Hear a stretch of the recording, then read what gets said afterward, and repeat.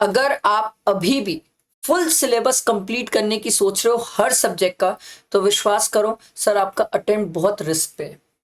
क्यों सर? क्योंकि सर अभी हमारे पास इतना टाइम ही नहीं है कि हम हर चीज पूरी कंप्लीट कर सकें, ए टू जेड, एक एक पॉइंट, ईच एंड एवरीथिंग अब कंप्लीट करने का उतना समय है नहीं सर हमारे पास।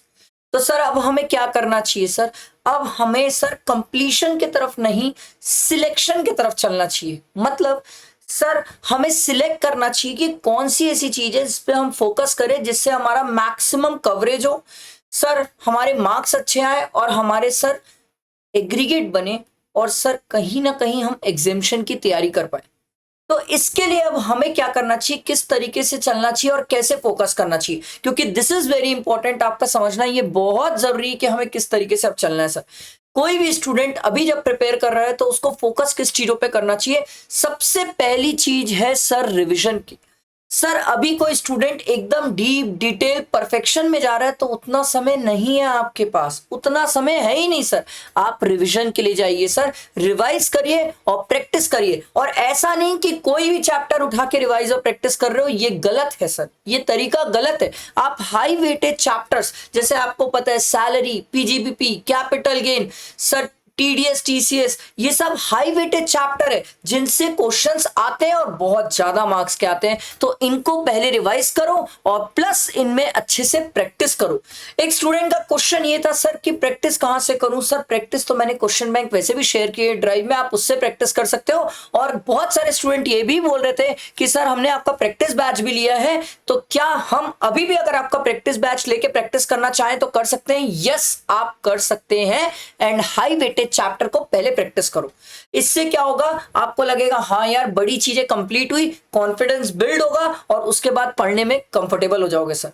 ठीक है, फिर आपको लगेगा थोड़ा ही बचा है वो मैं कवर कर लूंगा। जैसे ही ये कवर हो पाए फिर उसके बाद आपका मेन फोकस जाना चाहिए आरटीपी, एमटीपी और पीवाईक्यूज में।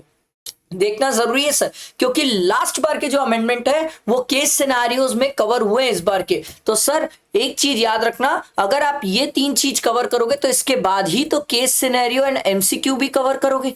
पहले से केस सिनेरियो और एमसीक्यू कैसे कवर करोगे सर? पहले तो practice, revision, RTP, MTP, PYQs चाहिए, उसके बाद केस सिनेरियोज और एमसीक्यूज की बारी आती है सर।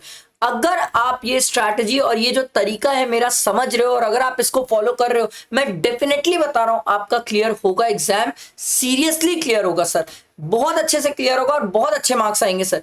हाई वेटेज चैप्टर को करो जिनसे ज्यादा मार्क्स आपके क्वेश्चंस आते हैं, जिनको ज्यादा कवर करना जरूरी है, जो हमारे एग्जाम में बहुत ज्यादा वेटेज रखते हैं सर, बहुत मैटर करता है। जैसे जीएसटी में अगर आप मुझसे पूछोगे तो charge and composition, exemption, sir value of supply chapter, sir ITC, registration, ये सब चैप्टर्स बहुत इंपॉर्टेंट है जो ज्यादा वेटेज रखते हैं सर। इनको पहले कवर अप करो, इनसे प्रैक्टिस करो, फिर उसके बाद मूव करना सर। सर अभी कोई भी स्टूडेंट डीप स्टडी नहीं करने जाओ, डीप स्टडी करने जाओगे उतना टाइम नहीं है, टाइम निकल जाएगा सर। आई होप मेरी बात समझ आ रही हो। अगर आपको मेरी बात समझ आ रही है और आप चाहते हो कि सर आगे कैसे प्रोसीड करना है मैं आपको जरूर बताऊं, तो कमेंट पे लिख के कमेंट पे जरूर लिखना स्टार्ट, तो मैं आप लोगों के लिए आगे का भी प्लानर लेके आऊंगा कि आगे कैसे करना है आप लोगों के लिए।